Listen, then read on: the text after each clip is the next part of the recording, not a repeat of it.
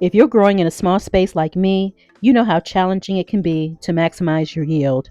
But don't worry, I've got some awesome tips and tricks to help make the most of your little green oasis. Welcome back, ELOC Nation. If this is your first time here, welcome. I'm the OCDist chick. While in the middle of trying to wrap up this video, some strange white stuff fell from the sky. Although it is still cold outside, I am super excited to share my plans for my 2026 urban garden. If you've ever wondered if you could get away with planting citrus in containers, voila! If you're limited on space, you can grow fruit trees in containers. I'm growing in the Maryland DMV area, Zone 7B. First things first, let's talk about space. Just because I'm growing in a small corner space in my backyard doesn't mean I can't grow a ton of delicious vegetables and herbs.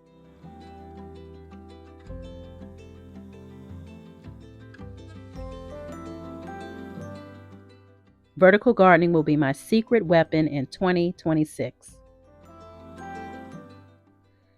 I'm planning to use more trellises and GreenStalks in 2026 to take advantage of every inch of space in my garden.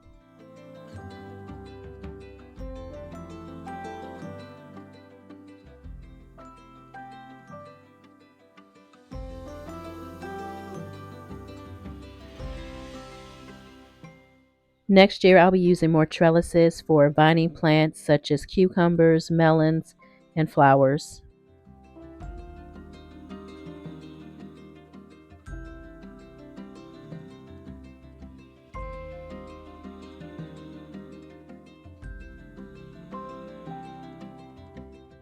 The use of trellises are great if you're limited on space, allowing for more opportunities to grow more in small space gardens.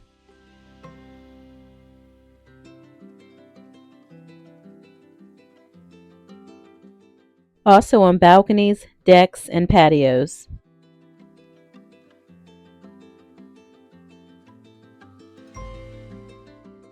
Growing vertically is highly efficient. Uses significantly less space by growing upwards. Reduces water usage by delivering it directly to the roots.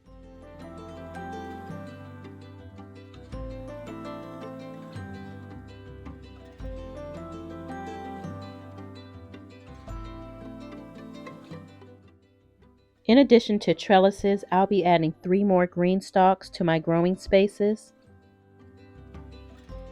Less bending and kneeling for easier maintenance and harvesting. Perfect for seniors and those with physical limitations who still want to garden.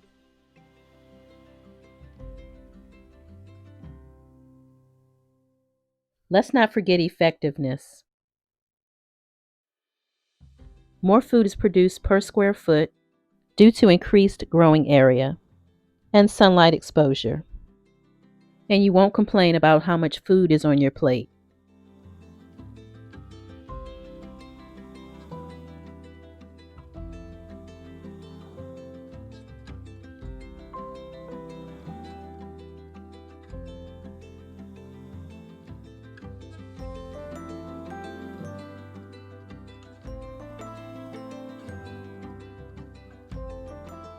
Also in 2026, I definitely want to do something with this area here.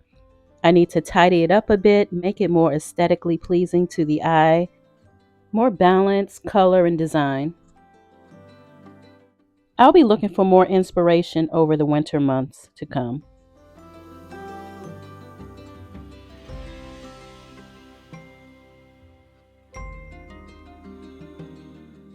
Maybe some rocks or mulch might be involved. Still trying to figure it out.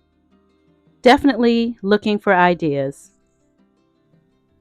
I do love the color here mixed in with some veggies. Perennials would be really great because these days the cash is tight. I'm definitely open to any of your thoughts or suggestions that you might have. Next year, I would also like to do some gap filling. I have a lot of empty spots still in my garden beds, so I'd like to get those spots filled in. Winter is a fantastic time to start seeds for spring. Growing hydroponically is another way to grow indoors. An easy way to grow in water without soil. A great way to get a jump start on spring.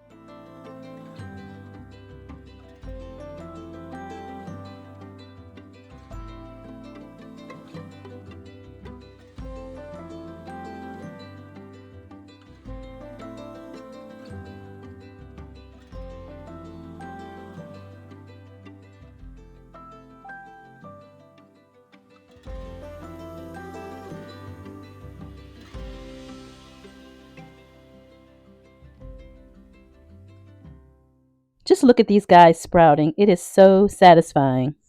Let's chat about a couple of new seeds I'm starting today. I'm starting the Tiny Tim tomato because they're super compact, perfect for indoor winter gardening, as well as small space gardening outdoors. I'm also starting the patio snack mix pepper, a blend of mini sweet peppers, ideal for growing in small spaces like patios. This will be my first time growing both of these varieties, so I'm pretty excited.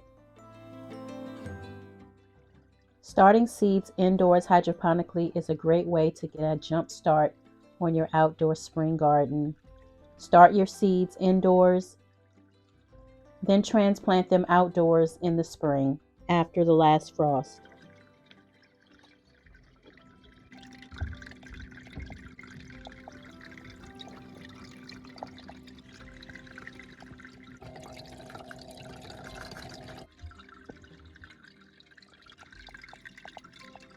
Now we wait for germination. These plants will add wonderful flavor to my meals.